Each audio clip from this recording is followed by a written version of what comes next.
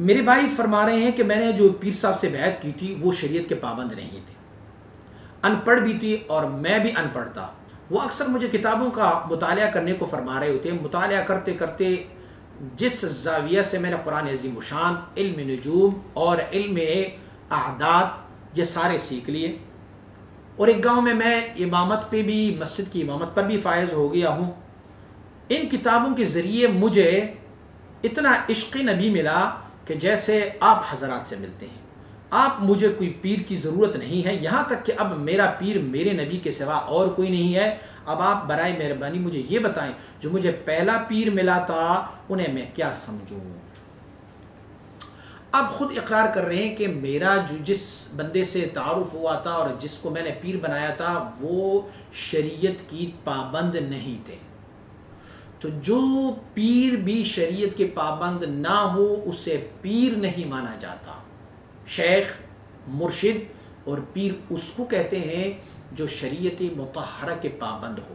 ہاں، شریعت کے پابندی کے علاوہ اگر وہ کچھ بھی کرتب دکھائیں تو ہم اسے کرتب تو سمجھ سکتے ہیں، ہم اسے استجراج تو سمجھ سکتے ہیں، ہم اسے جادو اور سحر تو سمجھ سکتے ہیں، لیکن انہیں ہم کرامات یا فیض نہیں سمجھ سکتے، کیونکہ کرامت اور فیض کے لیے اور اللہ کی ولی اور مرشد ہونے کے لیے ضروری یہ ہے کہ الا ان اولیاء اللہ لا خوف علیہم ولا هم يحزنون۔ کون لوگ ہوں گے؟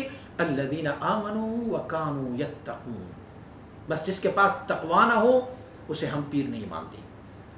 تو جیسے کہ آپ نے سوال پوچھا ہے کہ وہ پابند شریعت نہیں تھے اور خود ان پڑھ بھی تھے، میں بھی ان پڑھ تھا، تو ایک طرف تو وہ پابند شریعت نہیں، دوسری طرف وہ بے علم ہے، ایسے بندے کو پیر نہیں سمجھا جائے گا۔ ہاں، دوست ہو سکتا ہے، راہبر ہو سکتا ہے، آپ کو ایک رستہ دکھایا ہوگا اس نے۔ اب رستے میں کڑا ہوا ہے ایک بندہ جن سے آپ پوچھیں یہ سڑک، یہ رستہ کہاں جا رہا ہے، تو وہ آپ کو بتائیں یہ فلاں شہر کی طرف جا رہا ہے، تو وہ آپ کا استاد یا پیر نہیں ہوا، انہیں صرف آپ کو ایک ڈائریکشن سمجھایا ہوا ہے۔ شریعت مطہرہ میں شیخ یا مرشد، دیکھیں اب لفظ مرشد ہے، مرشد کس کو کہتے ہیں؟ رشد دینے والا، ہدایت دینے والا، جن کے طریقوں کو ہم سمجھ کے پڑھ کے ان کی طریقوں پر چل کے ہم رشد و ہدایت کی طرف چلے جائیں۔ جب وہ خود پابند شریعت نہ ہو تو رب کائنات نے ایسے لوگوں کے بارے میں فرمایا لِمَ تَقُولُونَ مَا لَا تَفْعَلُونَ، وہ بات کیوں کرتے ہو جس کا تم خود عمل نہیں کرتے، جس بات پر خود عمل نہیں کرتے، تو ان بات کو آپ آگے بتا کیوں رہے ہو؟ پہلے اپنے آپ کو صحیح کرنا، اپنے آپ کو شریعت پر خوب متحلہ و متزین کرنا ہوتا ہے، اس کے بعد پھر دوسروں کی رہبری۔ تو اسی لیے وہ جس بندے نے آپ کو مرید بنایا ہے وہ آپ کا پیر نہیں ہو سکتا ہے، کیونکہ وہ ایک تو شریعت غرائے محمدی صلی اللہ علیہ وسلم کے پابند نہیں ہے جیسے کہ آپ خود کہہ رہے ہیں، دوسرا وہ ان پڑھ ہے، جاہل ہے، تو اسی طرح وہ آپ کا پیر نہیں بن سکتا۔ اب آپ کے مسئلے کی طرف آتے ہیں کہ آپ نے کہا کہ میں نے کتابوں سے پڑھ کے یہ اتنا عشق نبی مجھے ملا ہے کہ اب مجھے کسی پیر کی ضرورت نہیں ہے، اور میں خود جو ہے میرا رسول، میرا نبی صلی اللہ علیہ وآلہ وسلم میرا پیر و مرشد ہے۔ سب کا پیر و مرشد میرے آقا محمد مصطفیٰ صلی اللہ علیہ وسلم، بلکہ مرشدوں کا مرشد، پیروں کا پیر، سب سے بڑا پیر محمد مصطفیٰ صلی اللہ علیہ وآلہ وسلم ہے۔ لیکن ایک بات یاد رکھیں، میری آقا کی شان میں کوئی کمی نہیں ہے، سب ان کو اپنا پیر مان رہے ہیں، سب ان کو اپنا مرشد مان رہے ہیں، جتنے بھی مومن مسلمان ہیں، لیکن جتنی بھی لوگ میرے آقا صلی اللہ علیہ وسلم بارک کی روزہ مبارکہ پر حاضری دیتے ہیں، حضور نبی اکرم صلی اللہ علیہ وآلہ وسلم کو سلام کرتے ہیں، تو حضور ان کی سلام کو سنتے ہی متفق علیہ حدیث ہے اور متفق علیہ یہ عقیدہ ہے کہ حضور کی بارگاہ اقدس میں جا کے جب سلام پیش کریں، خیر دور سے سلام میں اختلاف ہو سکتا ہے، لیکن وہاں قریب جا کے جو نہ ماننے والے ہیں وہ بھی آپ کو کہتے ہیں کہ یہاں سلام کر لو، میرے آقا خود یہاں سنتے ہیں۔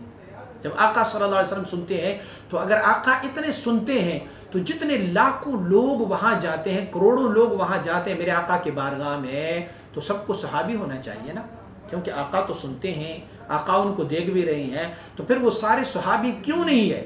اسی لیے نہیں ہے کہ حضور نبی اکرم صلی اللہ علیہ وسلم بارک کی فیوزات اور ان کی ذات اور ان کے شان میں کوئی اختلاف موجود نہیں ہے، صرف بات یہ ہے کہ ان سے اکتساب کا طریقہ کیسے کریں۔